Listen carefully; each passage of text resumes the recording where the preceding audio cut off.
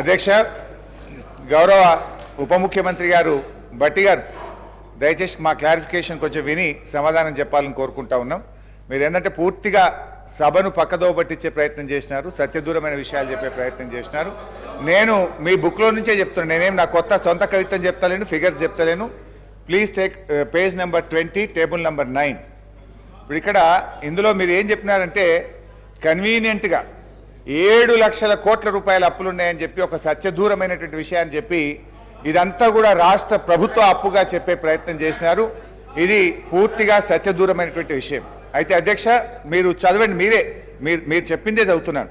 ఒకటి first serial number 1 FRBM loans for 2023-24 3,89,673 కోట్లు చెప్పినారు. ఇది ఎప్పటికీ మార్చ్ 2024 నాటికి, అంటే ఇంకొక వచ్చే 3 నెలల్లో చేయబోయే అప్పును కూడా ఇందులో కలిపి మీరు మొత్తం చెప్పే ప్రయత్నం చేసినారు. Point number 1.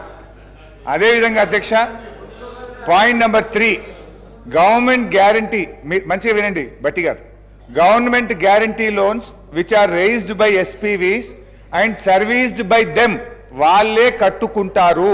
అదెంత? 95,462 కోట్లు.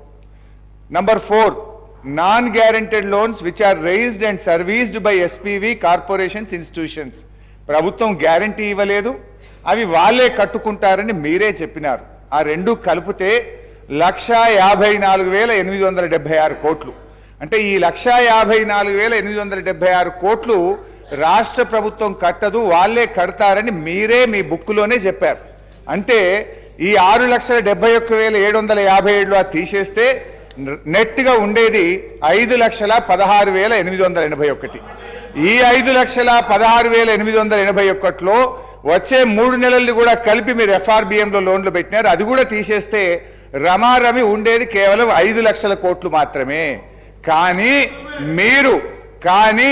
మీరు ఇది 7 లక్షల కోట్లని 2 లక్షల కోట్ల రూపాయలు పెంచి చెప్పి ఇది సభ ద్వారా రాష్ట్ర ప్రజల్ని తప్పుదో పట్టించేటువంటి ప్రయత్నం చేసినారు. This is point number 1. అధ్యక్ష, ఇకపోతే గౌరవనీయులు దీని మీద క్లారిఫై చేయాలి. గౌరవనీయులు అధ్యక్ష, భట్టి గారు ఎంతసేపు మా మీద ఏం చేసిందని చెప్పే ప్రయత్నం చేస్తూ ఉన్నారు. అధ్యక్ష, ఈరోజు మీరు మీ ప్రజెంటేషన్లో మీరు పెట్టిన సంతోషం. మీరు రాష్ట్రం స్వంత ఆదాయ వనరుల్లో ఎట్లా వృద్ధి సాధించింది, 2014లో ఎంత ఉంది, 2023-24లో ఎంత ఉంది, దేశంలో మనం ఎక్కడున్నామని చెప్పుంటే మేము సంతోషపడే వాళ్ళం. ఇవాళ దేశంలోనే అత్యధికంగా స్వంత ఆదాయ వనరుల్లో వృద్ధి రేటు సాధించిన రాష్ట్రం తెలంగాణ రాష్ట్రం. పర్ క్యాపిటల్ ఇన్కమ్లో దేశంలో చిన్న రాష్ట్రాలు మినహాయిస్తే నంబర్ 1 స్థానంలో ఉన్నాం. అది పెరిగిన ఆస్తుల గురించి మీరు చెప్పే ప్రయత్నం చేయలేదు. అదేవిధంగా క్యాపిటల్ ఎక్స్పెండిచర్, ఎంత పెద్ద ఎత్తున క్యాపిటల్ ఎక్స్పెండిచర్ చేసినాం చెప్పే విలువ చేయలేదు. అదేవిధంగా ఆస్తుల విలువ కల్పించిన ఆస్తుల విలువను మీరు చెప్పే ప్రయత్నం చేయలేదు. అదేవిధంగా పెరిగిన GSDPని కూడా మీరు ఎక్కడ కూడా చూపించే ప్రయత్నం చేయలేదు. డెట్ టు GSDP చూపించారు, కానీ ఇతర రాష్ట్రాలతో కలిపి చూపించినప్పుడు దేశంలో మనకంటే 22 రాష్ట్రాలు అప్పులు ఎక్కువగా తీసుకున్నటువంటి విషయాన్ని మీరు దాచిపెట్టేటువంటి ప్రయత్నం చేసినారు. పెరిగిన పంటల ఉత్పత్తి కానీ, ప్రజలకు కలిగిన వసతులను కానీ దీన్ని ఎక్కడ కూడా మీరు చెప్పేటువంటి ప్రయత్నం చేయలేదు. మీరు ఏం చేసిండ్రని మాట్లాడుతూ ఉన్నారు. అధ్యక్ష, ఈరోజు రాష్ట్రంలో 47 లక్షల మంది వృద్ధులకు, వితంతువులకు ప్రతి నెల 2,000 రూపాయలు ఆసరా పెన్షన్ ఇచ్చి వారిని మేము కాపాడే ప్రయత్నం చేసినాం. 69 లక్షల మంది రైతులకు 72,000 కోట్ల రూపాయలు రైతు బంధును మేము ఇచ్చాం. 13,50,000 పేదింటి ఆడపిల్లల పెళ్లిలకు కళ్యాణ లక్ష్మిగా మేము సహాయం అందించాం. రాష్ట్రంలో ఆసుపత్రులు బాగు చేశాం. 50,000 కోట్ల రూపాయలు రైతులకు ఉచిత విద్యుత్ ఇచ్చే ప్రయత్నం చేసినాం. ఇలా చెప్పాలంటే చాలా విషయాలున్నాయి అధ్యక్ష. అయితే క్లారిఫికేషన్ అడుగుతాను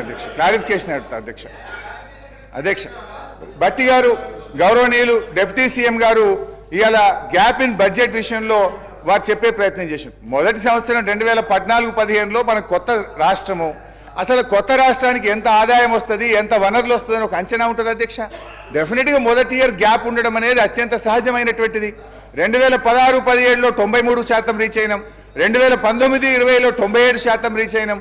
తర్వాత కరోనా వచ్చి పెద్ద నోట్ల రద్దు వల్ల ఆర్థిక మాంద్యం ఏర్పడి కేంద్ర ప్రభుత్వం యొక్క సహాయ నిరాకరణ వల్ల తదుపరి కొద్ది సంవత్సరాల్లో గ్యాప్ ఉండొచ్చు, కానీ అదేదో ఒక తప్పుగా వారు చూపించేటువంటి ప్రయత్నం చేస్తా ఉన్నారు అధ్యక్ష.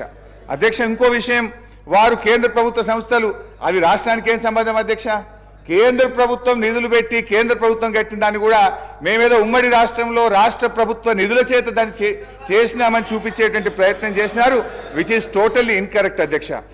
వారు ఇంకోటి అన్నారు, మిడ్ మానేర్. ఇవాళ మిడ్ మానేర్ మీరు సగంలో వదిలిపెట్టిన మిడ్ మానేర్ అయినా, ఎల్లంపల్లి అయినా, దేవాదులైనా, నెట్టంపాడైనా, కల్వకుర్తి అయినా, ఇవాళ తుమ్మిళ్ళ కానీ, ఇవాళ భక్త రామదాస్ కానీ, ఇవన్నీ మేము పూర్తి చేసి ఇవాళ రైతులకు నీళ్ళు ఇచ్చినటువంటి విషయాన్ని మీరు దాచిపెట్టేటువంటి ప్రయత్నం చేస్తూ ఉన్నారు అధ్యక్ష. అదేవిధంగా ఈరోజు ఓడీ విషయంలో కూడా గౌరవనీయులు ఉప ముఖ్యమంత్రి గారు మాట్లాడారు అధ్యక్ష. ఓడీ అనేది ఏమన్నా నేరమా అధ్యక్ష? It is the facility given by the RBI. రాష్ట్రాలకు తమ అవసరాలకు ఉపయోగించుకోవడానికి ఇవాళ ఆర్బీఐ ఇచ్చినటువంటి ఫెసిలిటీని మనం ఉపయోగించుకున్నాం. నేను అడుగుతా ఉన్న బట్టి గారిని, ఈ సభకు మీరు హామీ ఇస్తారా? మేము భవిష్యత్తులో ఈ ఓడీ వాడము, ఈ ఫెసిలిటీ మేము వాడము, వేస్ అండ్ మీన్స్ కు మేము డబ్బులు వాడము, ఓడీలోకి రాష్ట్రం వెళ్ళదు అని చెప్పి మాకేమైనా ఈ సభ ద్వారా హామీ ఇస్తారని చెప్పి గౌరవనీయులు బట్టి విక్రమార్క అధ్యక్ష.